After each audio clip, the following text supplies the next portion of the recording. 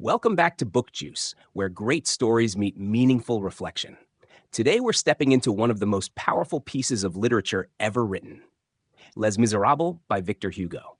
This is not just a novel, it's a spiritual journey. It's about pain, redemption, justice, mercy, and ultimately, what it means to be human. At the center of the story is Jean Valjean, a man who stole a loaf of bread to feed his starving family and spent 19 years in prison for it. When he's finally released, society rejects him. He's branded, hated, treated like a criminal long after his sentence ends. But something happens. He encounters kindness, a bishop who shows him grace instead of punishment. And that moment changes everything. He tears up his identity, starts over under a new name, and devotes his life to helping others. It's a story about how one act of love can ripple through generations. But the world doesn't let go so easily. Javert, the inspector who hunts Valjean, represents the rigid side of justice, law without compassion. To Javert, there is no such thing as redemption. Once a criminal, always a criminal. His entire identity is built on structure and rules.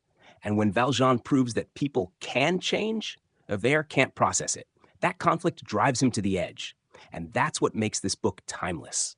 It's not just about characters. It's about principles, justice versus mercy, punishment versus forgiveness, the law versus the soul. Then there's Fantine, Cosette, Marius, and the revolutionaries, all living under the crushing weight of poverty, loss, and injustice. Hugo paints a world where people are punished simply for being poor, and yet somehow love still survives. Hope still rises. This is what made Misérables so powerful. It forces us to look at suffering and choose compassion anyway. It asks, can you still believe in goodness even when the world is broken? Hugo wrote this novel not just as a story, but as a mirror to society. He wanted people to feel the pain of the poor, the outcast, the desperate. And more than anything, he wanted to challenge the idea that someone's past defines their future. So he gives us a character like Valjean, who breaks the mold, who suffers, falls, rises, and becomes more than anyone ever thought he could. It's the story of a man becoming good, not through perfection, but through struggle. Juice drop, to love or have loved, that is enough. Ask nothing further. That quote reminds us that love, even in the darkest times, is what redeems us.